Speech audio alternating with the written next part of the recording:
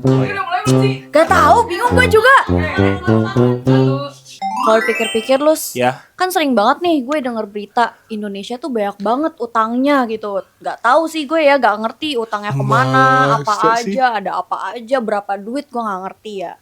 Cuma maksud gue kayak kalau utangnya banyak, kan kita ada produksi uang gitu ya. Kayak kenapa nggak kita produksi aja terus tiap saat, tiap nggak henti-henti sampai cukup buat kita bayar utang. Kenapa?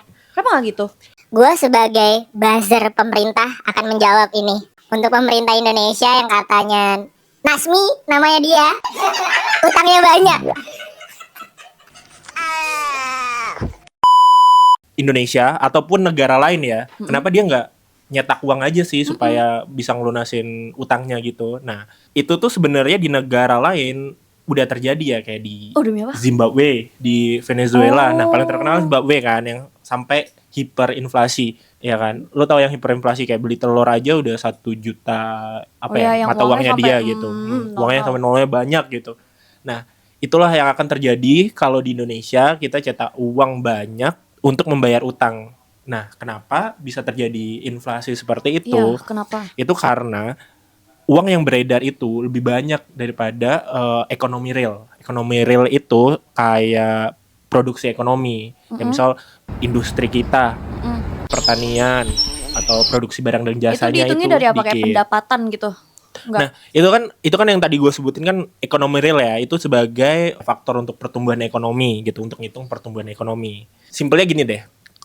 Tadi kan kenapa kalau uang yang beredar banyak itu bisa jadi inflasi. Inflasi. Nah, cara simpelnya tuh kayak gini. Gue sebagai pemerintah, contoh gue punya duit, gue kasih ke masyarakat gue. Masing-masing orang itu 1 juta, 1 juta, 1 juta gitu. Nah, di situ ada 10 ayam gitu. Nah, 10 ayam itu harganya akan mahal atau akan murah kalau gue masing-masing gue kasih 1 juta, 1 juta gitu. Oh, akan jadi mahal karena masing-masing udah punya uang banyak Iya. tuh. Nah, karena apa? Karena sebenarnya permintaannya itu lebih banyak daripada Produksinya. gitu. Nah, makanya itu tadi jumlah uang kita beredar itu makin banyak kan karena kita cetak uang terus, sedangkan ekonomi real kita, produksi kita sebagai negara, sebagai bangsa kita itu cuma sedikit gitu. Makanya itu terjadi inflasi, dan juga uang itu kan juga sebenarnya uang kertas, uang kita yang pakai ini sekarang ini kan berdasarkan asas kepercayaan ya. Kayak misalnya kita percaya ini harganya nilainya segini, dan itu kita percaya ini bisa kita tukarkan dengan barang yang kita pengen gitu. Nah, ketika itu sudah banyak, maka lama-lama nggak ada nilainya lagi. Oh, Jadi orang udah nggak makin percaya sama uang itu, jadi uang itu nggak berharga. Itu juga terjadi kayak misal di Perang Dunia ke-1 dulu, Jerman juga pernah hiperinflasi. Habis itu duit itu banyak cuma dijadiin untuk perapian, untuk penghangat musim dingin gitu doang, karena semakin Dijadikan banyaknya. perapian? Ya karena saking nggak berharganya Buat tumpukin? gitu. Iya, tumpukin dibakar Oh. gitu, karena semakin nggak berharga, karena makin banyak kan sama aja kayak kertas biasa dong. Oh iya. Kan dia berharga karena dia itu terbatas gitu. Tapi buat gue tetap berharga sih. Ya udah, tapi kalau waktu di situ lo nggak bisa buat beli apa-apa karena barang yang tersedia juga nggak ada waktu Perang Dunia gitu. 1 selesai itu. Kalau gue zaman belinya itu. ke luar negeri, Nah, ke luar negeri kan lo harus tukarkan duit lo dengan iya duit kan duit gue normal banyak itu. tuh hasil produksi. Ya lo harus nukarkan lebih banyak duit ini lagi, kayak misal sekarang di Indonesia $1 berapa, 16.000, 17.000 gitu.